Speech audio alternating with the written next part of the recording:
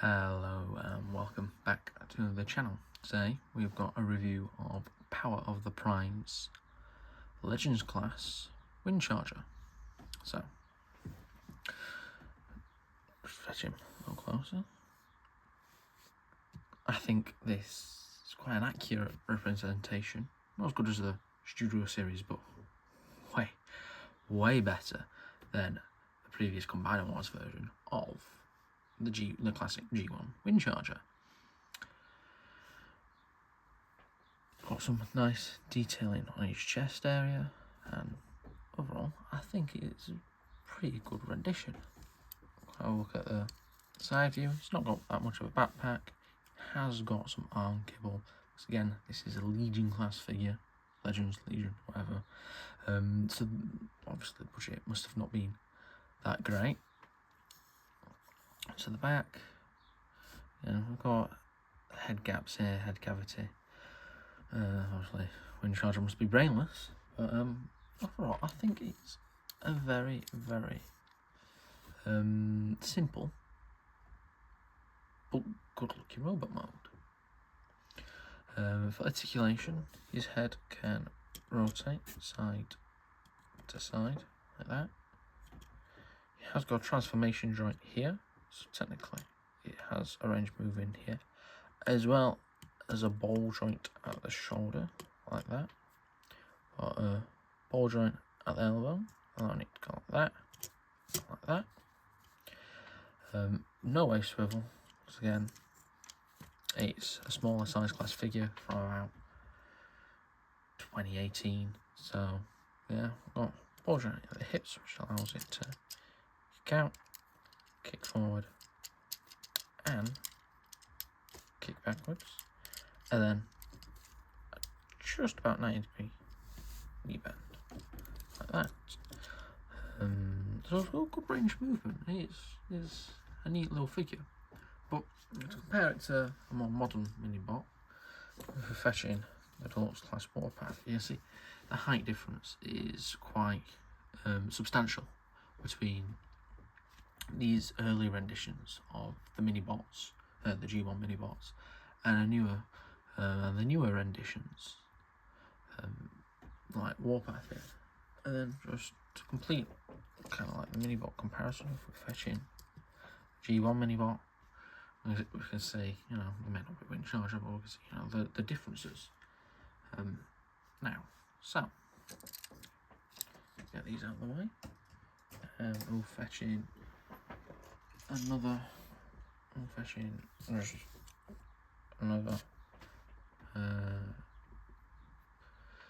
mini-bot, and then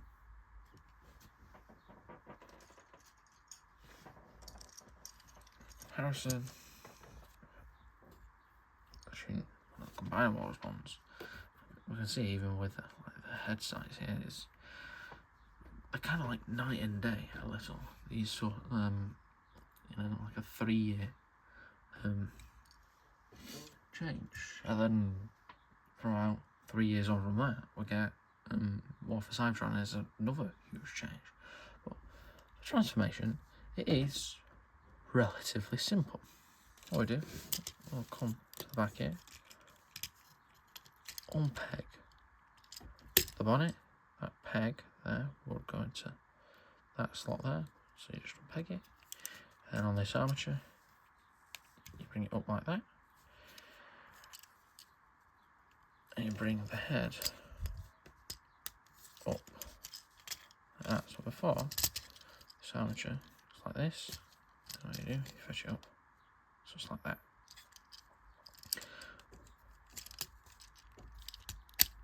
And we can kind of just leave that set up there.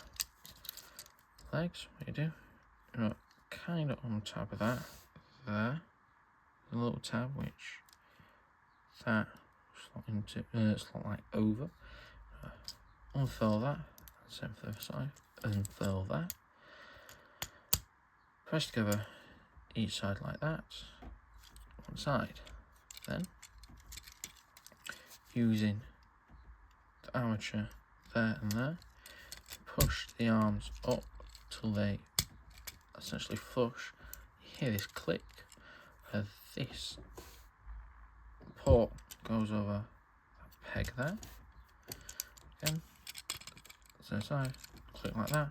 What you can do is press the bonnet over like that, and then grabbing the legs, you can fold that over, pegging these two bits here into there and there, forming him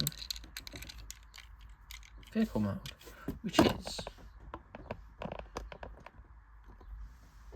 a stylized version of the Pontiac that he was in the Generation 1 cartoon. And I think this is a nice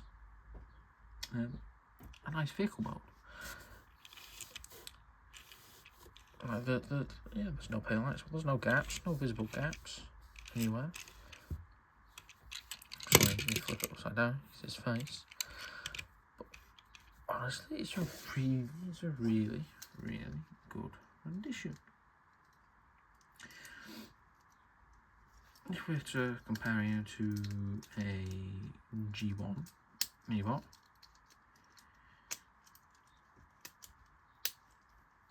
fetching Warpath, and see the size there. We can also fetching a Minibot from the same line as him, such as Outback.